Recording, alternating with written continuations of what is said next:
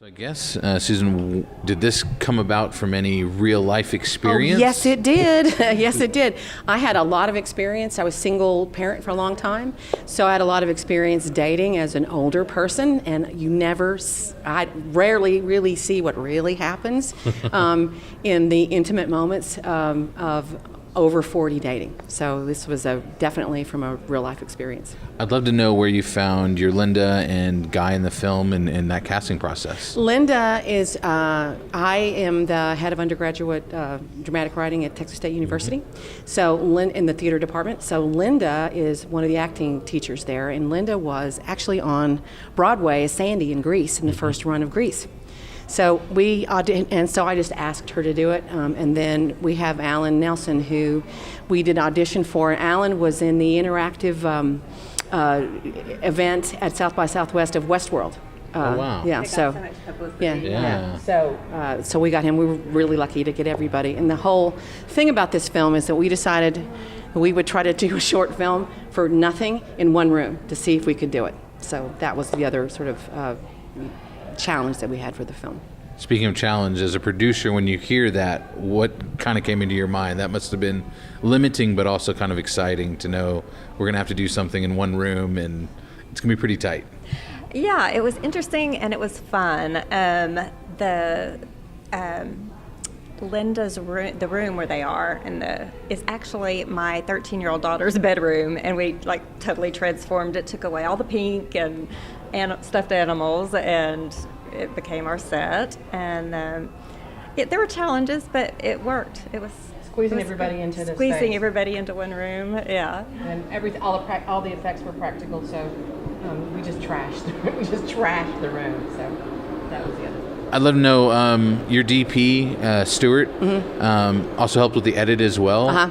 Talk about that relationship and how much he was involved. Okay, so I met Stuart over 10 years ago when he was the most talkative person in my class. And so he has grown over the years to be a really talented DP. And the thing that's great about it is he knew what the story was from the get-go.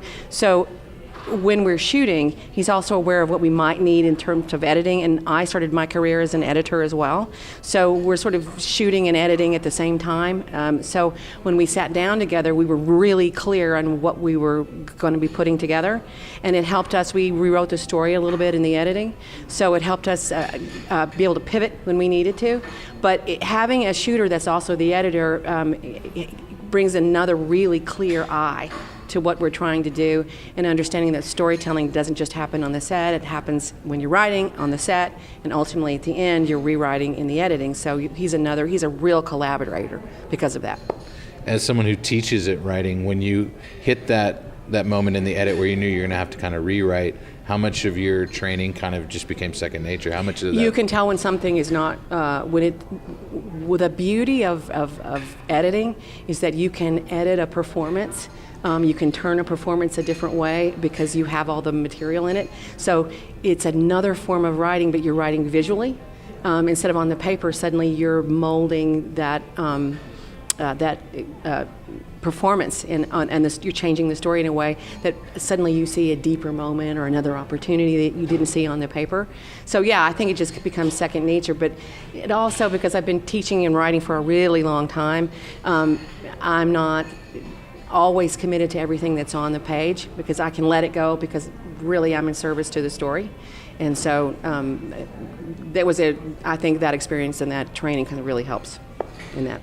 What does it mean to be here at Women Texas Film Festival? And obviously it shines people in front of the camera, but mostly behind the camera, producers, writers, directors. What does it mean to be at a festival that showcases women? it's fantastic. It's so far been a really great experience for us. It's all the more special, I think, because we're not your typical women filmmakers. We're starting this over 50. And it's been very welcoming for us, and we're really happy to be here with our film. To be a different voice. Yeah. We were really excited to get in this particular festival for that reason, because it shines a light on women filmmakers that are telling all kinds of stories, right? Not just the same ones that you're expecting women to tell.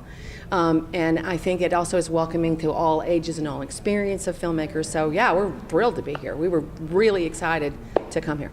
Is there any hope to turn this into a little bit longer version, or because I feel there's some ideas that you could take it a little bit further? Obviously, really? the relationship, yeah. Well, I will tell you that my mother was a little upset that they had premarital sex, and then, yeah, there could be. We're actually working on another film. We have a crowdfunder for a development of another film called Baby Doll, and so we're working on that right now. Our first feature. Yeah, so we're crowdfunding next month. So for that. Any info you can give on Baby Doll? Absolutely. Okay, so the log line for Baby Doll is. After a down-and-out musician's prize guitar is stolen, he hooks up with the daughter of a former band groupie, to get his guitar back and hopefully introduce her to the man she believes is her father, which is his former famous music partner that he hadn't seen in 16 years. Wow. So it's a road trip movie. It's about the value of father-daughter relationships, even when the father figure is gotten there by accident. So that's what that film is about. So Hoping to shoot here in Texas? absolutely shooting in Texas. We're going to do a Hometown Heroes Seed and Spark rally starting on September 17th. We're going to do development for that. We're going to hire a singer-songwriter for the music for that. You have to have 75% of your cast and crew being from your hometown area, which for us is Austin. So we have a partner with US 101 Films from Los Angeles. So we are trying to raise about $7,500. So like us and follow us, we'd be great. But what it'll give us an opportunity to do is really showcase another artist, which is the singer-songwriter, hire all kinds of people in our community to work on films, plus, because I'm a teacher, give internships and opportunities to up-and-coming people as well. So The Duplass brothers. and if we win the thing, the Duplass brothers get to get the chance. We get the chance to have the Duplass brothers executive produce our film. That's a huge deal. They've opened so many doors for so many people. So amazing. Really, we've been talking to Emily Best at Seed and Spark for a while. Really a great opportunity, but crowdfunding is a major thing to do. But we're trying to be inclusive and have people be part of our community, for this. And we really care about the theme, which is I think fathers and daughters. I think studies show that daughters are more successful if they have a positive father-daughter relationship. A lot of girls don't have that, and a lot of men don't know how to give that. So we're talking about the singer-songwriter life, which I know a lot about. I started out as a musician. My boyfriend's a musician. But women really need great men in their lives, and so that's the other sort of very important story we're trying to tell. Very nice. Well, I hope today's a big day for you guys with the screening, but another chance hopefully to showcase what's coming up, and I can't wait to see it. We've got already films like Blaze and some other wonderful singer-songwriters. It'd be great to see. I worked on a documentary about Blaze Foley, back in that came out. You could probably find that, but I wrote one of the segments for about Blaze Foley, so I'm excited about that film. It's really great. Very cool. Thank you guys for bringing the film here, and